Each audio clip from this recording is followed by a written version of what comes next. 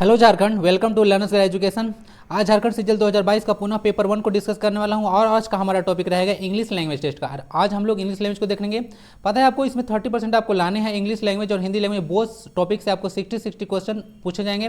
30% grammar का रहता है और 30% आपका कॉम्प्रिहेंशन रहेगा। कॉम्प्रिहेंशन के लिए मैं आपको डेली पैसेज प्रोवाइड करा रहा हूँ द हिंदू का, ठीक है। उसको पढ़िएगा, थोड़ा बहुत हेल्पफुल बहुत ज़्यादा होगा। रीडिंग से ही आपका सही होगा, बहुत चीज़ सही होगा, ग्रामर हो या पैसेज हो, सारा आपका रीडिंग, ठीक है, से ही सही होगा बहुत हद तक, ठीक है। तो उसको देख लीजिए जाके, आप लोग टेलीग्राम पर ज्वाइन कीजिएगा। और वहाँ पे क्विज भी चल रहा है। अभी तो क्विज उस लेवल का नहीं है मेरे अनुसार, ठीक है। जो मैं बात बोलता हूँ एकदम फैक्ट बोलता हूँ, उस लेवल का तो नहीं है। बट जैसे ही मुझे टाइम मिलता है वह क्विज बहुत हाई लेवल का आप लोग देखने को मिलेगा, ताकि आपको एग्जाम में कॉम्पीट कर सके। जो आप लोग टेस्ट सीरीज वगैरह खरीदते हैं ना पैसा देकर, उससे ज़्यादा अच्छा मैं प्रोवाइड करा दूंगा, ठीक है। और ज़्यादा यहाँ से देख लीजिएगा इसको, यहाँ से वीडियो का पार्ट नंबर 7 तक है और 6 तक जाकर रिवाइज कर लीजिएगा। हर एक चीज़ का वीडियो आपको प्लेलिस्ट में मिल जाएगा, पेपर 1 और पेपर 3 से रिलेटेड। बाकी चैनल को सब्सक्राइब करके हमको थोड़ा सपोर्ट कर सकते हैं, वीडियो को लाइक कर दीजिएगा और कमेंट बॉक्स में अपना फीडबैक जरूर दीजिएगा। थोड़ा बहुत तो मोटिवेशन मिलेगा यार, चाहिए ना, थोड़ा मोटिवेशन कैसे ही चलेगा। और एक स्टूडेंट बोल रहे थे कि वीडियो थोड़ा सा फास्ट है, तो देखिए थोड़ा सा फास्ट रहेगा, क्योंकि आप जो है से अगर स्लो चलिएगा, एक आदमी एरोप्लेन से जा रहा है, आप कितना तेज दौड़िएगा कि दिल्ली पहुंच जाइएगा, उससे पहले नहीं पहुंच पाइएगा। तो थोड़ा सा अगर स्लो चलिएगा तो आगे जो पीछे वाले जो स्टूडेंट्स, फास्ट स्टूडेंट्स है, वो आपके कुचल के आगे निकल जाएंगे, रन ओवर कर देंगे। बात समझ में आ रहा है? तो आपको रन ओवर नहीं होना है, ठीक है। अब थोड़ा सा फास्ट ही रहेगा वीडियो। आज का वीडियो में 57 स्लाइड्स है, तो आज 57 स्लाइड को डिस्कस करने में 3 घंटा लगा दूं क्या? नहीं ना, करीब 30 या 40 मिनट में खत्म इसको करना है हमको। तो थोड़ा सा फास्ट रहेगा। यूट्यूब में जाइएगा, ऑप्शन होगा आपका, ठीक है, तो वहाँ पे सेटिंग में जाके और प्लेबैक स्पीड को स्लो कर लीजिएगा, आप लोग का काम हो जाएगा, ठीक है। फालतू की बकवास मैं ज़्यादा नहीं करना चाहता हूँ, ठीक है, लेकिन फिर भी आपका क्वेरी जाता है तो मैं क्या करूँ, ओके। और इसीलिए तो मैं आपका Q&A नहीं किया, क्योंकि फालतू का टाइम वेस्ट करने का कोई मतलब नहीं बनता है। आपका जो इतना प्रीशियस टाइम है उसका सही जगह पर यूटिलाइजेशन होना चाहिए, ठीक है। तो चलिए आज का एंटोनिम्स यानी कि अपोजिट वर्ड्स हम लोग यहाँ पे देखने वाले हैं, ठीक है, अपोजिट वर्ड्स। और फर्स्ट वर्ड आता है फोर्टिफाई। फोर्टिफाई का मतलब होता है ना, किसी को मजबूत करना, स्ट्रेंथन करना, क्या करना, मजबूत करना। तो इसका अपोजिट हो जाएगा अंडरमाइन। किसी को क्या करना, कमजोर करना, तो उसको अंडरमाइन करते हैं। कमजोर करना, किसी को लेस इंपोर्टेंस देना, उसको अंडरमाइन बोलते हैं हम लोग, ठीक है। कि हम उसको बोले अंडरमाइन कर दिया, यानी कि लेस इंपोर्टेंस दे दिया, ठीक है, उसको समझा ही कुछ नहीं। बाकी देख लीजिएगा, स्ट्रेंथन, सपोर्ट और इंटेंसिफाई इसका सिनोनिम्स यानी कि सिमिलर मीनिंग वाला वर्ड हो जाएगा। फोर्टिफाई का मतलब ही होता है स्ट्रेंथन, और अपोजिट मीनिंग क्या हो गया, अंडरमाइन। बाकी सारे इसके सिनोनिम्स यानी कि सिमिलर वर्ड्स है। नेक्स्ट बताता है मिसंथ्रोपिस्ट। मिसंथ्रोपिस्ट का हिंदी होता है मानव द्वेषी। द्वेष मतलब आप पता है ना, घृणा करने वाला। तो मानव से जो घृणा करता है, ठीक है, उसको मानव द्वेषी कहते हैं। तो इसका अपोजिट होगा मानव से प्रेम करने वाला, यानी कि फिलंथ्रोपिस्ट। क्या होता है, फिलंथ्रोपिस्ट को हो जाएगा इसका। बाकी जिलोट, प्रेग्मेस्टिक और पेडेंट का मीनिंग देख देते हैं। और देखिए, जिलोट का मतलब होता है फेनेटिक, एक्सट्रीमिस्ट या रेडिकल, जो आप समझते हैं एक तरह का एक्सट्रीमिस्ट टाइप का आदमी। जैसे एक्सट्रीमिस्ट मतलब थोड़ा सा उग्र टाइप का आदमी, जो उन्मादी टाइप का इंसान होता है, ठीक है, थोड़ा सा मुडियल टाइप का आप उसको बोल सकते हैं, रेडिकल टाइप का, ठीक है, तो उसको बोलते हैं हम लोग जिलोट। प्रेगमेटिस्ट मतलब होता है ऑप्टिमिस्ट, ठीक है, और साइनिक या रेशनलिस्ट, यानी कि दूरदृष्टि जिसको आप दूरदर्शी जिसको आप बोलते हैं। ऑप्टिमिस्ट का देखिए, याद रखिएगा, आशावादी होता है, ठीक है, प्रेगमेटिस्ट। और इसका एंटोनिम पूछ सकते हैं, जो ऑप्टिमिस्टिक होता है उसका पेसिमिस्टिक होता है। क्या होता है, पेसिमिस्टिक, इसको याद रखिएगा, पूछ सकते हैं आपसे। बाकी पेडांट है, क्या है, पेडांट है जिसका मतलब डॉक्ट्रिनल होता है, पेडागोग होता है, एग हेड होता है, या मेथोलॉजिस्ट, मतलब जो मतलब कोई पार्टिकुलर नियम धर्म को लेकर हमेशा मतलब बहुत कट्टर टाइप का नहीं रहता है, कट्टरवादी टाइप का इंसान, तो उसको बोलते हैं हम लोग पेडांट, ठीक है। जैसे रूढ़िवादी अभी आप लोग बोल सकते हैं, ठीक है, रूढ़िवादी विचारधारा से पढ़े हैं ना, तो वही सारा चीज़ है। तो समझ लीजिएगा इसको, फिलैंथ्रोपिस्ट और मिसैंथ्रोपिस्ट दोनों ऑप्शन एंटोनिम्स है कोई दोनों। और बाकी सारा मीनिंग बता ही दिया आपको। चलिए ओस्ट्रेसाइज बताइए। ओस्ट्रेसाइज मतलब होता है किसी चीज़ का दमन करना, उसका गला घोट देना। क्या करना, गला घोट देना, उस टाइम में दमन करना, उसको बाहर फेंक देना, ठीक है, क्या करना, डिस्कार्ड कर देना, तो उसको ओस्ट्रेसाइज मत बोलते हैं, दमन करना। यानी कि किसी चीज़ को क्या करना, उसका अपोजिट हो जाएगा पैट्रोनाइज करना। क्या करना, पैट्रोनाइज, यानी कि संरक्षण देना। कोई चीज़ को आप संरक्षित नहीं दे रहे हैं, ठीक है, क्या कर रहे हैं, संरक्षण नहीं दे रहे हैं, यानी कि उससे दूर हट रहे हैं। उसको अगर कोई काम उसी करने जा रहा है तो उसको बोल रहे हैं कि भाई ऐसा नहीं करो, तो यानी कि उसको ऑस्ट्राइज कर रहे हैं, उसको एक तरह से हम लोग हेट कर रहे हैं उसे, ठीक है, तो ऑस्ट्राइज हो गया, ऑस्ट्रेसाइज हो गया। तो उसको हम लोग अपोजिट में नहीं होगा, क्या चाहिए, पैट्रोनाइज। यानी कि इसका जितना सारा वर्ड्स बाकी दिख रहा है ना, क्रूसीफाई, डिस्कार्ड या सन, ठीक है, तो इशारा जो है से वर्ड जो है से आपका इसका सिनोनिम्स हो जाएगा। किसका, ऑस्ट्रेसाइज का, मतलब दमन करना, यानी क्रूसीफाई करना, डिस्कार्ड करना, किसी को फेंक देना, या सन मतलब किसी से दूरी बनाकर रखना। सन मतलब किसी से दूरी बनाकर होता है, SHUN है ना, SUN नहीं है, देखिएगा। तो आपका एंटोनिम्स हो गया पैट्रोनाइज। मूव करते हैं नेक्स्ट क्वेश्चन की ओर। अनअप्रोचेबल, अप्रोच मतलब होता है पहुंचना, अनअप्रोचेबल मतलब होता है जहां पे आपका पहुंच ना हो, तो उसको क्या होगा, एक्सेसिबल होता है। एंटोनिम क्या होगा, एक्सेसिबल। बाकी अनक्लियर, जो आप लोग पता है अनक्लियर मतलब क्या होता है, जो साफ नहीं हो, स्पष्ट न दिखे, ठीक है, अनक्लियर। ठीक है। कैजुअल और कैजुअल का मीनिंग बताता हूँ, देखिए जैसा अनक्लियर का मैं बता दे रहा हूँ, कुछ कुछ वर्ड सबसे पूछते हैं। एम्बिगुअस याद रखिएगा, एम्बिगुअस, ऑब्सक्योर हो सकता है, हेजी हो सकता है, फॉजी हो सकता है। कैजुअल मतलब होता है एक्सीडेंटल, अचानक, ठीक है, अचानक या आकस्मिक होता है। कंटीजेंसी फंड होते हैं इंडिया, तो आपको पता होगा ना, आर्टिकल 267 याद है कि भूल गए, ठीक है, याद रखिएगा। और आर्टिकल 266 में कंसोलिडेटेड फंड ऑफ इंडिया है, वहीं से पैसा निकल कर लाया जाता है ना, बजट वगैरह में सारा। और कंटीजेंसी फंड से क्या होता है पता है ना, कोई आकस्मिक अगर कोई काम हो जाता है, जैसे कि कोई बाढ़ वगैरह आ गया, तो आर्टिकल 267 से पैसा निकाला जाता है कंटीजेंसी फंड ऑफ इंडिया से। अब बोलिएगा मत कि पॉलिटी पढ़ा के चल गया बीच बीच में आता है तो क्या करूँ, समझाने के लिए, वही होता है कंटीजेंसी। नेक्स्ट है एब्सटेन। तो एब्सटेन मतलब होता है ना किसी से दूरी बना के रखना, क्या होता है, किसी से दूरी बना के रखना, ठीक है। तो एब्सटेन का हो गया, देखिए दूरी बना कर रखना यानी किसी चीज़ में इंडल्ज होना, उल्टा हो जाएगा किसी चीज़ में इंडल्ज होना। तो आपका एंटोनिम क्या हो गया, आपका एंटोनिम हो गया इंडल्ज। बाकी डिसग्रेस मतलब भी एक तरह से किसी चीज़ से दूरी बनाकर ही होता है, ठीक है, रिपेल वगैरह, डिसमिस वगैरह, ये सब कहीं ना कहीं एब्सटेन का ही आपको सिनोनिम देखने को मिल जाएगा, ठीक है। डिसग्रेस, ग्रेस मतलब मेहरबानी होता है, ग्रेस मार्क्स मिलता है ना, वही है। बाकी सारा यहाँ पे दिया हुआ है, ठीक है, एब्सटेन वगैरह है। सीट ऑन द फेंस या refrain. Seat on the fence का मतलब याद रखिएगा, सीट ऑन द फेंस मतलब फेस मतलब क्या होता है, फेंस मतलब होता है घेरा, तो यहाँ बैठना इसका मतलब होता है कोई चीज़ से क्या हो जाना, रिफ्रेन यानी कि उससे डिस्कार्ड कर देना, वहाँ से हट जाना, ठीक है।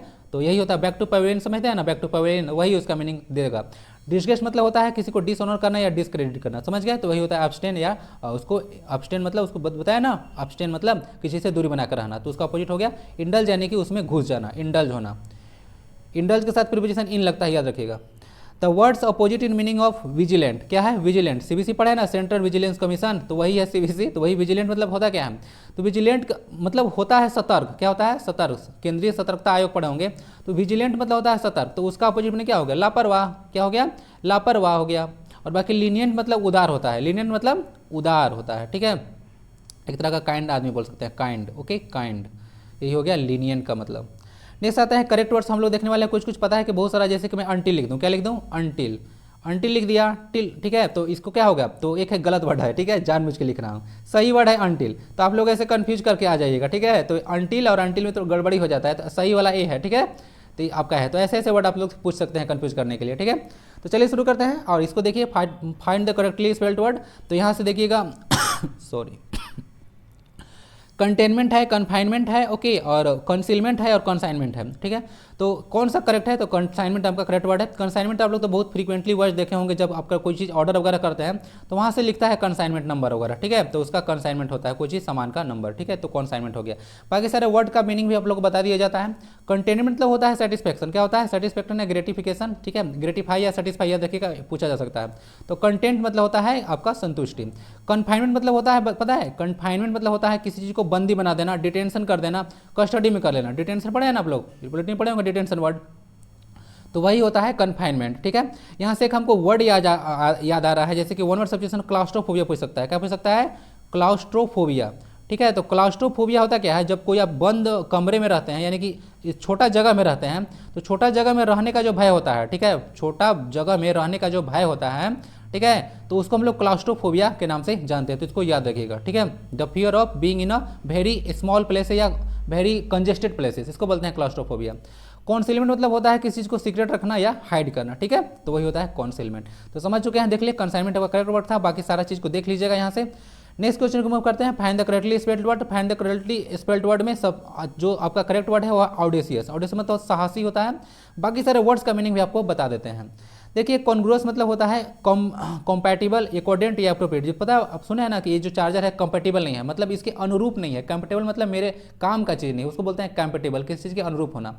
ऑस्पिशियस मतलब होता है शुभ होना, क्या होता है, शुभ होना, गुड और फेवरेबल, प्रोपिटियस, इसको बोल सकते हैं शुभ। और डिसीज मतलब बोल्ड होता है साहसी, करेजियस, या इसको इंट्रेपिड या अनअफ्रेड बोल सकते हैं, ठीक है, अनअफ्रेड, ठीक है, यही होता है।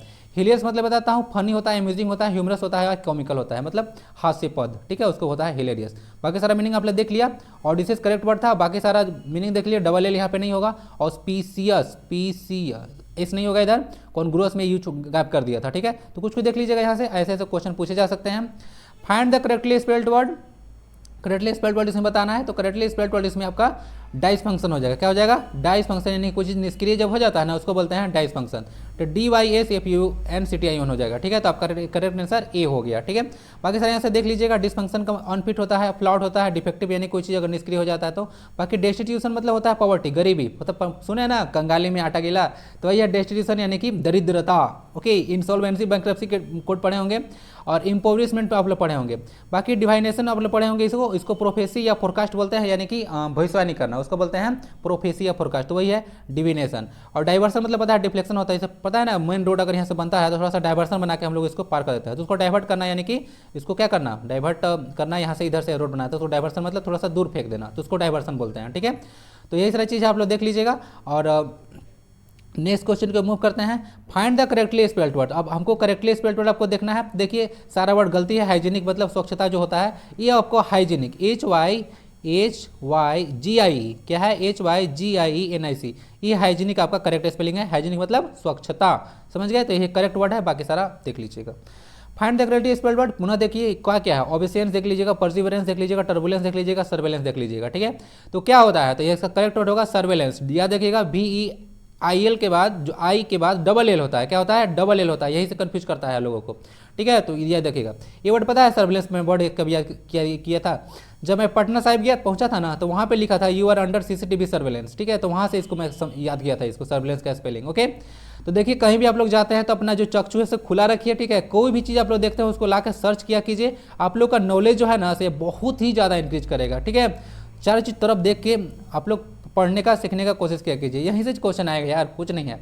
बाकी सारे वर्ड्स देख लीजिएगा, ओबेसेंस ऐसे सही लिखा जाता है, ओबेसेंस इसका मतलब होता है किसी को सम्मान करना, रेवर करना, रेस्पेक्ट करना, ठीक है, वेनरेट करना। यह देखिएगा होमेज मतलब श्रद्धांजलि होता है, तो इस तरह से ओबेसेंस का मीनिंग होता है किसी को सम्मान करना। परसिवरेंस बहुत सारा एक बहुत ज़्यादा इंपॉर्टेंट है। परसिवरेंस मतलब होता है जब आप कोई काम को बिना स्टॉप किए हुए करते हैं तो उसको परसिवरेंस कहते हैं।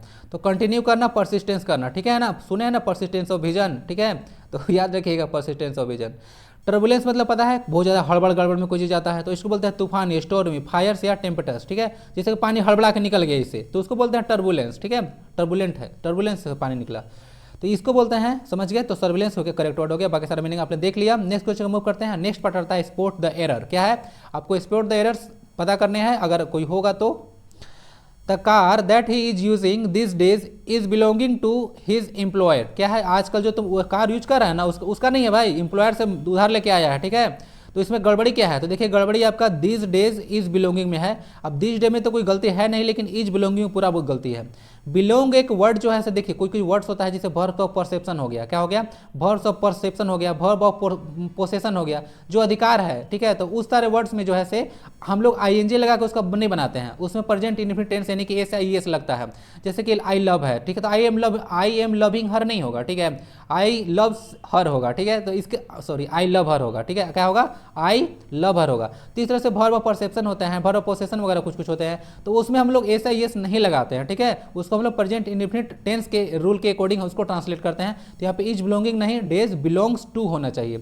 क्या होना चाहिए, बिलोंग्स टू होना चाहिए। तो इसमें गड़बड़ी है, तो बिलोंग्स टू कर लीजिएगा, सही हो जाएगा, समझ गए।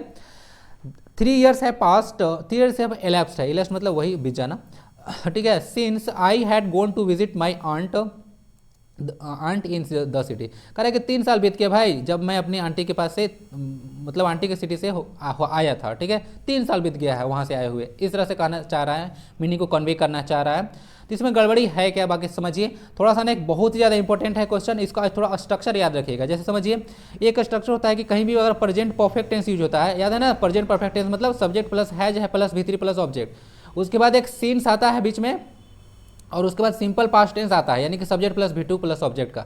तो थोड़ा सा रूल याद रखिएगा, इस पर क्वेश्चन डायरेक्ट आते हैं, ठीक है। यानी कि 3 years है पास्ट, समझ गया, प्रेजेंट परफेक्ट टेंस, उसके बाद सिंस लगा, उसके बाद सब्जेक्ट प्लस V2 लग गया ना, सब्जेक्ट प्लस V2, याद रखिएगा स्ट्रक्चर, इस पर बहुत सारा क्वेश्चन आता है। 3 years है past since I started my YouTube channel. बात समझ में आ रही है, 3 साल बीत गया जब मैं अपना यूट्यूब चैनल शुरू किया था, ठीक है। तो फर्स्ट टाइम जब शुरू किया था तो उससे 3 साल बीत गया है, जस्ट एज एन एग्जाम्पल, मैं 3 साल पहले शुरू नहीं किया था। नेक्स्ट क्वेश्चन है, देखिएगा यहाँ से क्या हो गया, तो यहाँ पे सीन्स हटा के आई हैड गोन जो है से पास्ट परफेक्ट लगा दिया है, उसको क्या होगा, आई वेंट हो जाएगा, क्या हो जाएगा, आई वेंट, ठीक है। तो सब्जेक्ट प्लस V2 लगा दीजिएगा, आपका सही हो जाएगा, समझ गए। तो पार्ट नंबर बी में गड़बड़ी है। नेक्स्ट क्वेश्चन को मूव करते हैं। आई reach 2 hours before he had केम। देखिए यहाँ से अब हैड के बाद लगाया है V3, अब कम का V3 जो है से केम नहीं होता है, कम का V3 कम उसके बाद केम, और आफ्टर दैट फिर से कम ही होता है, तो कम केम केम ही कम ही होता है। तो V3 हमको चाहिए I reach 2 hours before he had, कम होना चाहिए, केम नहीं, तो गड़बड़ी है इसमें। तो पार्ट नंबर ये आपका सही हो गया, इसको कम कर लीजिएगा, सही हो जाएगा। रीड का देखिएगा, रीड रीड रीड तीनों फॉर्म एक ही होता है, पुट पुट पुट तीनों फॉर्म एक ही होता है, पता है ना आपको। चलिए तीसरा कुछ कुछ याद रखिए, कन्फ्यूज करा सकता है एग्जामिनर आपको। He needs note have shouted at me that way, ध्यान दीजिएगा, ही के साथ नीड्स लगा है तो बहुत लोग सोचेंगे क्या दिक्कत है, कुछ तो है नहीं यार, क्या है, क्या होगा, ही नीड के साथ नोट नहीं लगा है। देखिए अगर यहाँ से अगर इसको हम लोग ही नीड्स बनाते हैं तो नीड एक तरह से, अगर नीड टू अगर थोड़ा सा मालूम हो आपको, ठीक है, तो एक तरह का मॉडल है। अब मॉडल को हम लोग येस और येस नहीं बनाते हैं, पता है ना, मॉडल में का स्पेलिंग हम लोग चेंज नहीं कर सकते हैं। मॉडल वर्ब जो होता है सब्जेक्ट के नंबर ऑफ वर्ब से अफेक्ट नहीं होता है, पता है ना आपको, नंबर ऑफ पर्सन से आपको जो है से अफेक्ट नहीं होता है modal verbs, can could may might, ये सब जो जितना 13 मॉडल्स है आपको पढ़े हैं, 13 मॉडल्स, वो वर्ब से अफेक्ट नहीं होता है, सॉरी सब्जेक्ट से अफेक्ट नहीं होता है, ओके, वो ऐसे अपने आप काम करता है। तो ही नीड्स नहीं होना चाहिए, ही नीड होना चाहिए, क्या होना चाहिए, ही नीड होना चाहिए, क्योंकि यहाँ पे नीड नोट एक मॉडल है, और नीड नोट मॉडल के साथ हम लोग उसका स्पेलिंग को ऐसे और इस लगा के चेंज नहीं कर सकते हैं। आई कैन और सी कैन कुछ भी हो सकता है, ठीक है, सबके साथ कैन लगता है, स्पेलिंग चेंज नहीं होता है, जैसे कि होता है ना सी रीड्स और आई रीड, तो उसमें एस और येस तो लग गया, बात समझा गया। लेकिन मॉडल के साथ ऐसा कॉन्सेप्ट नहीं है, मॉडल के साथ किसी के साथ भी कोई भी पर्सन रहेगा उससे अफेक्ट नहीं होता, उसी को मॉडल वर्ब्स कहते हैं, पता है ना आपको, 13 टोटल मॉडल्स आप लोग पढ़े होंगे। तो नीड्स नोट नहीं होना चाहिए, ठीक है, नीड नोट होना चाहिए, तो आपका गड़बड़ी हो गया पार्ट नंबर डी में। He assured me that he will return in an hour, क्या होगा, he assured me that he will return in an hour, तो क्या होगा, वह मुझको एश्योर किया कि मैं ऐसे 1 घंटा में लौट आऊँगा, ठीक है, तो क्या हो गया, इसमें पार्ट में गड़बड़ी, यहाँ पे इसमें तो नो एरर लगाया हुआ है, इसमें गड़बड़ी है, यहाँ से इस पार्ट में गड़बड़ी है, नो एरर नहीं होगा, क्योंकि टेंस जो है he assured me that he will return in an hour होगा, तो यहाँ पे वुड लगना चाहिए, ठीक है, यहाँ पे वुड लगना चाहिए, क्योंकि रेफरेंस यहाँ पे पास्ट का दे रहा है, क्या दे रहा है, यहाँ पे रेफरेंस पास्ट का है, तो हम लोग यहाँ पे क्या करेंगे, यहाँ पे विल नहीं होगा, विल तो हम लोग फ्यूचर टेंस में यूज करते हैं, यहाँ पे पास्ट का रेफरेंस है, तो पास्ट का रेफरेंस के लिए हम लोग क्या करेंगे, ओके, वुड का यूज करेंगे, तो आपका गड़बड़ी कहाँ हो जाएगा, आपका गड़बड़ी हो जाएगा पार्ट नंबर बी में, समझ चुके हैं। पास्ट का रेफरेंस था, तो यहाँ पे हम लोग फ्यूचर कैसे यूज कर सकते हैं, ओके, पास्ट के रेफरेंस में वह मुझको एश्योर्ड किया, ठीक है, एश्योर्ड किया कि क्या कहूँगा, मैं 1 घंटा में लौट आऊँगा, ठीक है, मैं 1 घंटा में लौट आऊँगा, तो क्या फ्यूचर में नहीं, पास्ट ही में ना, तो पास्ट में वुड लगना चाहिए ना, विल थोड़ी लगेगा, तो आपका बी में गड़बड़ी हो गया। Try to lower the amount of fat in your diet, lower मतलब क्या होता है, लोअर मतलब होता है किस चीज़ को कम करना, किस चीज़ को, मतलब लोअर मतलब कम करना नहीं होता है, ऐसे लोअर मतलब पोजीशन में लो होता है, क्या होता है, लो पोजीशन में लोअर है और हायर होता है, तो कोई पोजीशन में ऊपर है तो उसके लिए हायर, और पोजीशन में कोई चीज़ अगर नीचे है तो उसके लिए लोअर यूज करते हैं, ठीक है, क्या होता है, लोअर और हायर, ठीक है, समझ गया ना।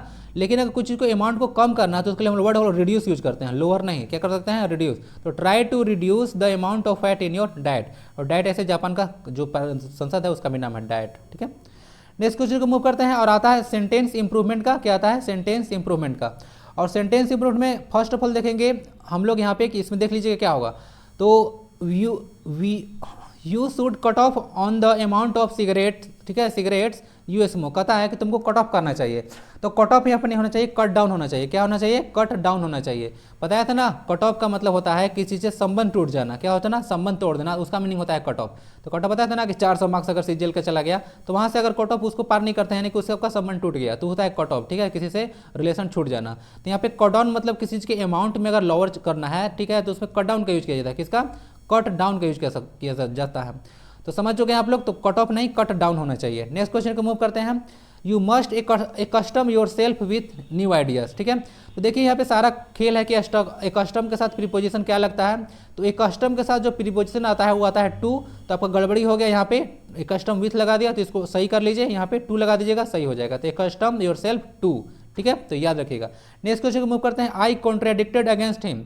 देखिए यहाँ पे गड़बड़ी क्या है, कॉन्ट्राडिक्ट का ही अर्थ होता है ना किसी चीज़ के अगेंस्ट में खड़ा होना, क्या होना, किसी चीज़ के अगेंस्ट में खड़ा होना था। फिर से एक अगेंस्ट वर्ड यूज करना यहाँ पे सुपरफ्लुअस यूज माना जाता है, तो आई कॉन्ट्राडिक्टेड हिम, ठीक है, आई कॉन्ट्राडिक्टेड हिम यानी कि मैं विरोधाभास दिखाया, क्या हुआ, विरोधाभास दिखाया उसके प्रति, यानी कि जो काम करने जा रहा था उसको हम सपोर्ट नहीं कर रहे थे, कॉन्ट्रैक्टेड कर दिए, बात समझाएगा, थोड़ा सा बताया था ना, कॉन्ट्रैक्टेड मतलब निगेटिव टाइप का मीनिंग होता है, तो वहाँ पे कॉन्ट्राडिक्टेड सिर्फ होगा, आप लोग अगेंस्ट हटा लीजिएगा। उसी तरह का कॉन्सेप्ट है जैसे मैं उस दिन डिस्कस किया था ना कि I am discussing about matter, I am discussing about matter बताया था ना, तो I am discussing about matter नहीं होना चाहिए, I am discussing the matter होना चाहिए, क्योंकि डिस्कस का मतलब ही होता है टॉक अबाउट, तो एक अलग से अबाउट जो वर्ड है ऐसे नहीं डाल सकते हैं, सुपरफ्लुअस यूज होता है। उसी तरह से कॉन्ट्राडिक्ट का मतलब ही होता है किसी चीज़ के अगेंस्ट में खड़ा होना, ठीक है, टू स्टैंड अगेंस्ट समथिंग, ठीक है, टू स्टैंड अगेंस्ट समथिंग उसको बोलते हैं कॉन्ट्राडिक्ट, ठीक है। तो इसका क्या होना चाहिए, अगेंस्ट हटा दीजिए, आपका सही हो जाएगा। बात समझ में आ गई। नेक्स्ट क्वेश्चन को मूव करते हैं। अभी क्वेश्चन ये भी अच्छा क्वेश्चन है, देखिए, no sooner than it stopped raining, क्या होगा, no sooner than it stopped raining the children went out. इसमें गड़बड़ी क्या है, तो गड़बड़ी आपका पार्ट नंबर इसमें है देन इट स्टॉप्ड रेनिंग, तो गड़बड़ी क्या है, थोड़ा सा इसको समझ लेते हैं। जैसे समझिए कुछ क्या होता है कि एक रूल ऑफ इन्वर्सन होता है ग्रामर में, क्या होता है, रूल ऑफ इन्वर्सन। तो जब हम लोग कोई निगेटिव एडवर्ब यूज करते हैं या निगेटिव एडवर्ब फ्रेज यूज करते हैं, एडवर्ब फ्रेज मतलब बहुत सारा वर्ड्स वगैरह दो चार ठो मिलकर जैसे एडवर्ब के जैसा काम करे तो उसको एडवर्ब फ्रेज बोलते हैं, ठीक है। उसका कोई टाइम एक्सप्रेशन वाला वर्ड रहे बिगिनिंग में, ठीक है, तो वहाँ पे रूल ऑफ इन्वर्सन लगता है। जैसे समझिए जैसे कि अंडर नो सर्कमस्टांसेस मतलब किसी भी परिस्थिति में, not only but also, no sooner than, only later, seldom, never, only, then, little, ये सारा वर्ड आता है तो रूल ऑफ इन्वर्सन आता है। अब जब रूल ऑफ इन्वर्सन आएगा तो क्या हो जाएगा, कुछ नहीं होगा, ज़्यादा टेंशन लेना है, पहले वर्ब आ जाएगा फिर सब्जेक्ट आ जाएगा, क्या आ जाएगा, पहले वर्ब उसके बाद सब्जेक्ट। जैसे देखिए ओनली आफ्टर डेथ, ठीक है, ओनली आफ्टर डेथ क्या होता है, only after death was I able to love her, ठीक है, यानी कि लव के बाद जो क्या हुआ, उसके डेथ के बाद है तो उसको क्या हुआ, प्यार हुआ, उसके प्रति प्रेम उमड़ गया। बात समझ में आ रहा है। तो इसके बाद वाज तब आया आई, उसके बाद मतलब वर्ब तब सब्जेक्ट आया, समझ आ गया। उसके बाद scarcely had I set down when he called me, यानी कि मैं बैठा ही था जैसे ही उसने फोन कर दिया, तो यही स्कार्सली होता है, ठीक है, तो इसको याद रखिएगा, ठीक है। तो ऐसे रूल ऑफ इन्वर्सन लगता है। तो कुछ कुछ वर्ड्स आपके लिए इंपॉर्टेंट है, इसको पीडीएफ प्रोवाइड करा दूंगा टेलीग्राम पे, टेंशन नहीं लेना है। नेक्स्ट क्वेश्चन मतलब यहाँ देख लीजिएगा तो क्या होगा, no sooner did it stop raining, ठीक है, वर्षा जैसे ही खत्म नहीं हुई थी, द चिल्ड्रेन वेंट आउट, यानी कि उन लोग वेट थोड़ी करता है, वैसा वर्षा जो है जैसे ही खत्म, no sooner did it stop raining, तैसे ही जैसे ही वर्षा खत्म हुई उन लोग वेट नहीं किया, तुरंत चला गया। तो इस तरह से मीनिंग देगा यह सेंटेंस। तो डिड स्टॉप रेनिंग समझ गया ना, तो डिड पहले आएगा उसके बाद सब्जेक्ट आएगा यहाँ पे रेनिंग वगैरह, ठीक है, यानी सॉरी भर पहले उसके बाद सब्जेक्ट आएगा, कुछ गड़बड़ बोला हो तो समझ लीजिएगा, भर आएगा देन सब्जेक्ट आएगा। तो ये होता है रूल ऑफ इन्वर्सन। आप लोग के लिए ये सारा वर्ड सुपर इंपॉर्टेंट है, इसको देख लीजिएगा ध्यान से, पीडीएफ में मिल जाएगा टेलीग्राम पे। नेक्स्ट आता है सिनोनिम्स, यानी कि सिमिलर मीनिंग वाले वर्ड्स को हम लोग यहाँ पे देखने वाले हैं। फर्स्ट में आता है सिनोप्सिस। सिनोप्सिस मतलब होता है कोई चीज़ का समरी, क्या होता है, कोई चीज़ का समरी। बाकी सारे प्रीव्यू मतलब समझते हैं ना, समीक्षा करना, समीक्षा मतलब किसी चीज़ को जाकर उसको देखना कि क्या गड़बड़ी है कि नहीं है, उसको समीक्षा करना बोलते हैं, ठीक है। ओवरव्यू लेना आप समझते हैं ना, उसी को बोलते हैं प्रीव्यू टाइप से करना। डिस्कशन तो आप लोग जानते होंगे, आप लोग रिपोर्ट वगैरह, इतना सारा इजी वर्ड है। आगे वर्ड आता है कॉन्टेंटियस। क्या होता है, कॉन्टेंटियस मतलब होता है कोई चीज़ ना बहुत ज़्यादा विवादास्पद, क्या होता है, बहुत ज़्यादा विवादास्पद, यानी कि कॉन्ट्रोवर्शियल। आपका इसका करेक्ट मीनिंग जाएगा कॉन्ट्रोवर्शियल। और बाकी देख लीजिए सारा वर्ड्स कर देता हूँ डिस्कस। कॉन्टेंटियस मतलब बता दिया, क्वारलसम झगड़ालू होता है, कैंटेंक्रस बोल सकते हैं, कॉन्ट्रोवर्शियल बोल सकते हैं। प्रीसियस का मतलब बहुत ज़्यादा कॉस्टली होता है, एक्सपेंसिव होता है, पता है आपको। बेनोवलेंट मतलब होता है ना, वन हु है सेल्फिश इनटू सर्व, यानी कि जो लोगों को क्या करता है, मदद करता है, उसको बेनोवलेंट यानी कि उदार टाइप का इंसान बोलते हैं। और उसको टेंडर हार्टेड भी बोलते हैं, क्या बोलते हैं, टेंडर हार्टेड भी बोल सकते हैं बेनोवलेंट पर्सन को। एक वर्ड होता है चिकन हार्टेड। क्या होता है, चिकन हार्टेड, ठीक है, चिकन हार्टेड। तो चिकन हार्टेड का मतलब क्या होता है, HEART ना। चिकन हार्टेड का मतलब क्या होता है, चिकन हार्टेड का मतलब होता है डरपोक। क्या होता है, डरपोक यानी कि कावर्ड, समझ गए। तो यहाँ से आपका कंटेनेंस का मीनिंग कहाँ चला गया, कंट्रोवर्शियल, यानी कि सही वर्ड ये हो गया। बाकी सारा तो बता ही दिया। थोड़ा सा फास्ट करो ना यार, थोड़ा सा गड़बड़ हो जाएगा, फिर अगर ज़्यादा स्लो करूँगा दिक्कत हो जाएगा। कंजेक्चर का मतलब होता है गेस करना, क्या करना, गेस करना। कंजेक्चर मतलब होता है गेस करना, तो इसका चला गया। बाकी सारा मीनिंग जो है देता हूँ वर्ड का। क्रिटिक मतलब होता है सेंसर लगाना, पाबंदी या किसी चीज़ को मॉनिटर करना, ठीक है, उसको देखना। जैसे आपको सेंसर बोर्ड पढ़े होंगे ना, कोई भी मूवी वगैरह जब रिलीज होता है तो उससे पहले सेंसर बोर्ड उसको देखता है, ठीक है, उस पर प्रतिबंध लगाना, तो उसको बोलते हैं सेंसर बोर्ड। तो सेंसर मतलब प्रतिबंध लगाना, मॉनिटर करना, उसको समीक्षा करना एक तरह से। स्ट्राइप मतलब होता है ना कॉन्फ्लिक्ट करना, विवाद करना। डिस्कॉर्ड बोल सकते हैं, एनिमोसिटी बोल सकते हैं, डिस्प्यूट होता है इसका मतलब विवाद। स्ट्राइप मतलब। गेदर का मतलब होता है होर्ड, यानी कि जमा करना। अमास मतलब जमा करना, कलेक्ट करना। तो गेदर मतलब जमा करना। समझ चुके हैं, आंसर आपका हो गया गेस करना। कंजेक्चर का बहुत इंपॉर्टेंट वर्ड है। नेक्स्ट वर्ड को मूव करते हैं, और नेक्स्ट वर्ड होता है ब्रेजन। क्या होता है, ब्रेजन। तो ब्रेजन का मतलब होता है सेमलेस। क्या होता है, एक तरह का सेमलेस। तो ब्रेजन मतलब होता है सेमलेस, यानी कि बेशरम टाइप से आप बोल सकते हैं, ठीक है, बेशरम बोल सकते हैं। बाकी सारा वर्ड्स देख लीजिएगा। ब्रेजन मतलब होता है बोल्ड होता है, एज बोल्ड एज ब्रास आप लोग बोल सकते हैं, और एक तरह से प्रीजम्पटुअस भी बोल सकते हैं, ठीक है। तो बोल्ड है, यानी कि कुछ आप बोल रहे हैं सुन ही नहीं रहा है, हट्टी टाइप से आदमी हो गया है। क्या हो गया है, हट्टी। हट्टी के लिए एक वर्ड यूज होता है विलफुल। क्या होता है, वो विलफुल भी वर्ड यूज कर सकते हैं। विलफुल मतलब जिद्दी टाइप का इंसान होता है ना, विलफुल मतलब हट्टी जिद्दी। याद रखिएगा डबल एल नहीं है, ठीक है, विलफुल में डबल एल नहीं है, याद रखिएगा। फिर आता है ट्रेसी, मतलब होता है टेस्टलेस, कोई चीज़ टेस्टलेस है, टेस्ट उसमें है ही नहीं। स्टाइलिश या इनएलिजेंट होता है, एलिजेंट मतलब भव्य होता है, इनएलिजेंट मतलब उसका कोई भव्यता नहीं है, ऐसे ही फालतू टाइप का चीज़ लग रहा है। मोडेस्ट मतलब विनम्र होता है, यानी कि हम्बल या फेयर। और मेलोड्रामेटिक एक जो वर्ड था उसका मतलब होता है कॉमेडी, ड्रामेटिक या हिस्टोनिक होता है, ठीक है, एक तरह का कॉमेडिकल टाइप का, ठीक है। तो समझ लीजिएगा एक तरह का यही है मेलोड्रामेटिक का मीनिंग वगैरह। और बाकी देखिए ब्राजन का मीनिंग हो गया सेमलेस, आपका बोल्ड या फिर as bold as brass. As bold as brass बोलेगा तो समझ जाइएगा एक तरह के बहुत ही ज़्यादा बोल्ड, ओके। नेक्स्ट वर्ड आता है जिंक्स। क्या आता है? जिंक्स। तो जिंक्स का मतलब होता है स्पेल करना। क्या करना? जिंक्स का मतलब होता है स्पेल करना। बाकी सारा वर्ड्स आपको बताता हूँ। देखिए जिंक्स का मतलब होता है सिनिस्टर होता है, मेलडिक्शन होता है, एप्लिक्शन होता है, ओमिनस होता है। अब समझिए, थोड़ा समझ में नहीं है क्या जिंक्स? जिंक्स मतलब होता है कोई चीज़ अशुभ टाइप का चीज़, जैसे देखो ना कोई चीज़ अशुभ होता है, थोड़ा सा लगता है थोड़ा सा दैत्या टाइप का, तो उसी तरह से वर्ड ही है सिनिस्टर, ओके। तो ये होता है स्पेल। स्पेल मतलब वही होता है, स्पेल मतलब जादू टोना जो कि करता है ना, तो उसके लिए भी वर्ड स्पेल यूज होता है, ठीक है। सिर्फ आपका स्पेलिंग के लिए स्पेल वर्ड यूज नहीं होता है, उसके लिए भी वर्ड स्पेल ही यूज होता है। तो जिंक्स वही है, सिनिस्टर देख लिया आपने, अशुभ होता है। बाकी टाउंट मतलब ताना मारना होता है ना, सेटाइरिकल इंसल्ट या कि सेटाइरिकल कमेंट। सेटायर मतलब होता है व्यंग करना किसी के ऊपर, ठीक है। व्यंग मतलब क्या होता है समझता है ना, कोई चीज़ अटपटा टाइप सा वर्ड किसी को बोलकर ताकि उसको थोड़ा सा मतलब अजीब टाइप का लगे उसको, तो उसको हम लोग व्यंग बोलते हैं, ठीक है। तो उसको टाउंट बोलते हैं। तो टाउंट मतलब ताना मारना आप अच्छे से जानते होंगे। जंक्चर मतलब होता है टाइम। जंक्चर मतलब टाइम, ओकेजन या अपॉर्चुनिटी होता है। ओकेजन का स्पेलिंग ध्यान से देख लीजिएगा, ओकेजन कंफ्यूज कर सकता है, कभी कभी डबल एस भी दे देता है यहाँ पे ना, तो इसको करेक्ट वर्ड में डाला जाता है। अक्रेंस का स्पेलिंग बताइए, तो OCCU, अरे यार मैं तो लिखने जा रहा हूँ।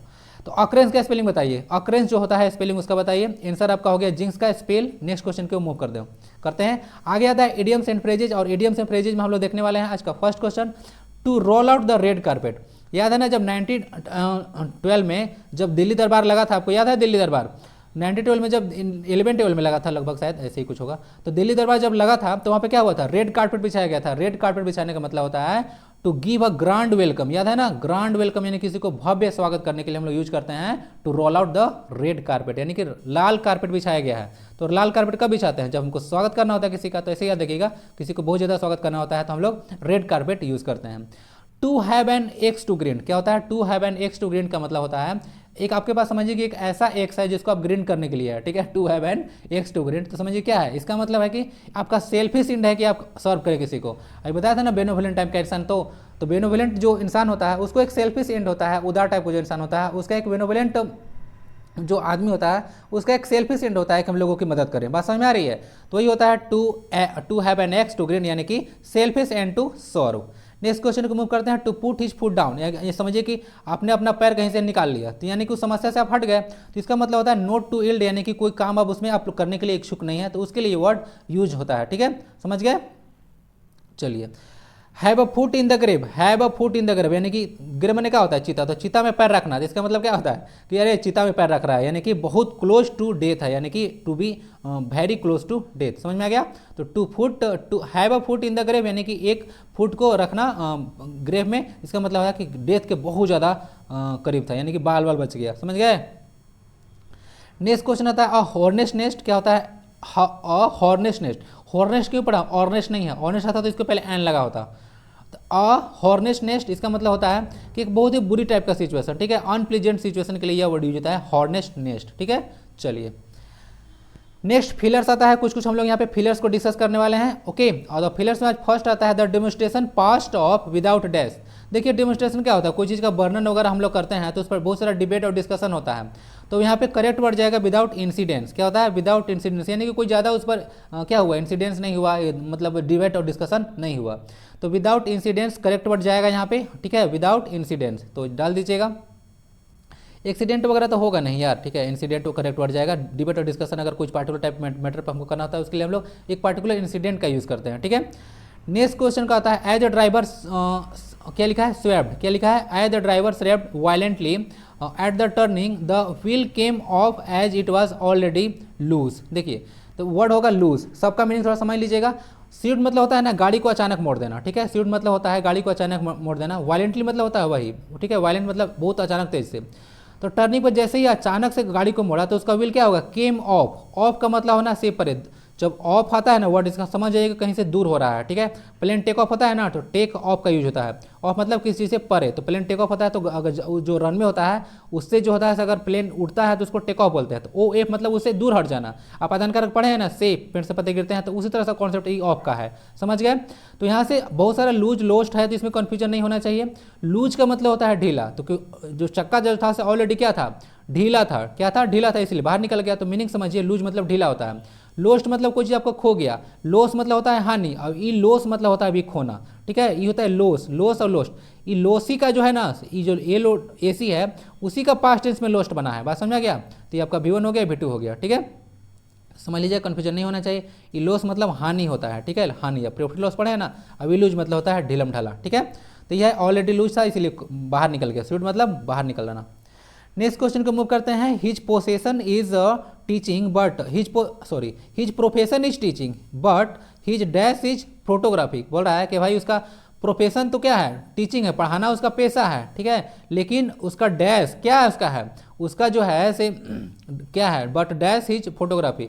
तो देखिए हम लोग कभी भी यूज करते हैं ना एवोकेशन, ठीक है। एवोकेशन उसका है से जो है से जो कोई इंटरटेनमेंट पर्पस के लिए कोई अगर काम यूज करता है ना, तो उसको हम लोग एवोकेशन बोलते हैं। क्या बोलते हैं, एवोकेशन। यानी कि पार्ट टाइम अगर कुछ काम करते हैं एंटरटेनमेंट पर्पस के लिए, तो उसका जो है एवोकेशन यूज करते हैं। तो प्रोफेशन उसका क्या है, प्रोफेशन तो टीचिंग है, बट एवोकेशन क्या है उसका, एवोकेशन उसका जो है से फोटोग्राफी है। तो एवोकेशन वर्ड जाएगा, वोकेटिव वगैरह वर्ड ये सब यूज नहीं होगा। वैकेशन मतलब तो छुट्टी होता है, ठीक है।